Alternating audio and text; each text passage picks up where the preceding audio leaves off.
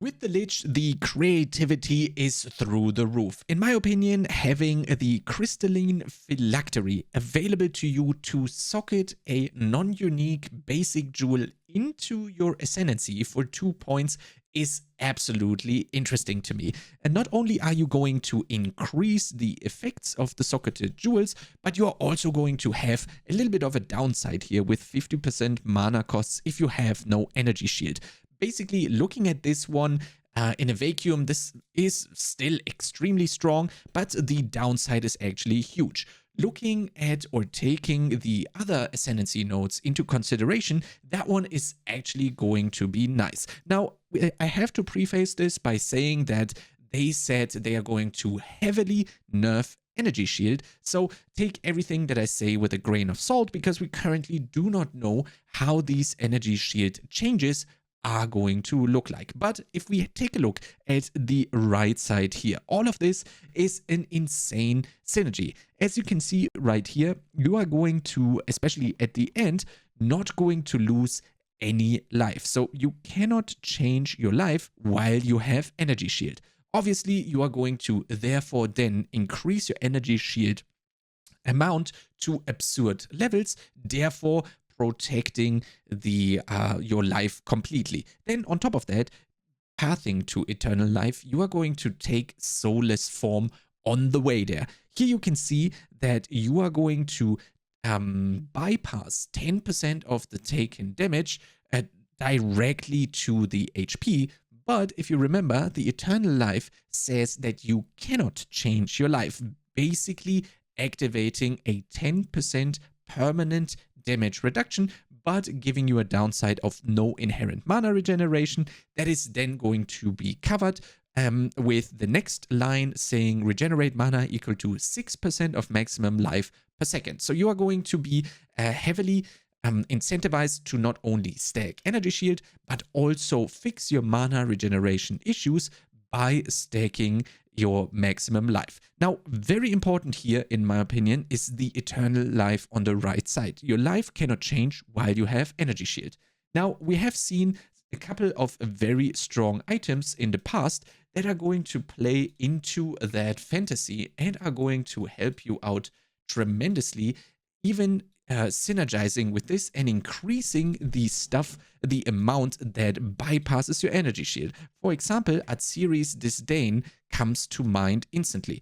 As you can see right here, 25% of damage taken bypasses energy shield. If we now were to corrupt it and therefore increase that level by 1.22, basically 22%, on the upside, we are going to get to 31 of damage taken bypasses energy shield. That on top of the soulless form with the 10% of damage taken bypasses energy shield, obviously is going to be an insane permanent damage reduction as long as you still have energy shield, together with the eternal life node. So there is going to be tons of damage reduction as long as you have energy shield possible. And there's maybe new uniques in those more than 100 that we are getting that maybe even further increase the effect of this.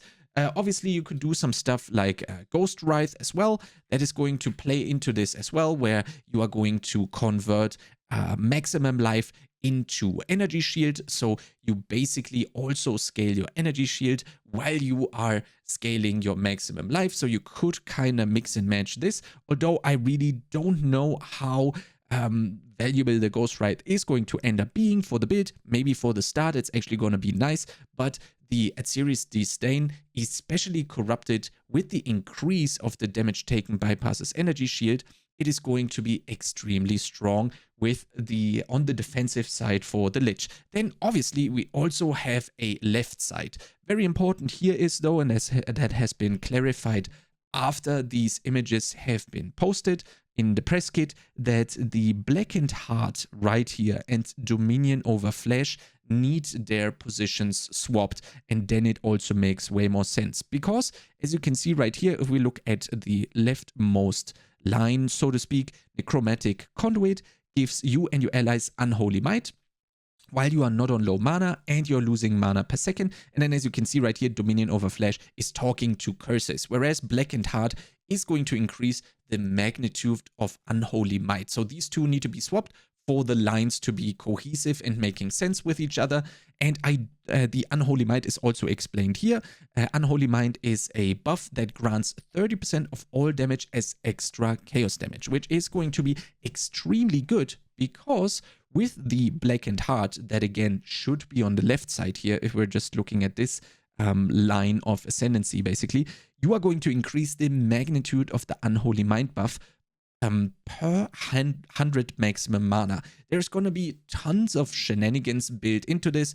Obviously, stuff like Archmage is going to come in mind, although bearing probably tons of changes that are going to provide you a constantly stackable damage multiplier for the character. So not only with the right side of the Lich, you are going to have an insane defensive mechanic or defensive battery fueling your build, but also on the left side, you have the additional scaling multiplier, basically, in form of the Blackened Heart with the maximum mana increases. Again, we do have to see how that is going to work out with all of the changes and nerfs to the spells, the skills, the maybe affixes that we know. But nonetheless, the right side is going to fuel basically all of your defensive needs for literally any class almost, no matter what you're going to play. Because again, this is all just active for every ability. You don't have to play wands with this, right? Like if you decide to play hammers with this, you can definitely do that, right? So you can mix and match that stuff together. I think it's really important to highlight this because we do have a lot of people that are new to PoE 2 and don't know this from PoE 1.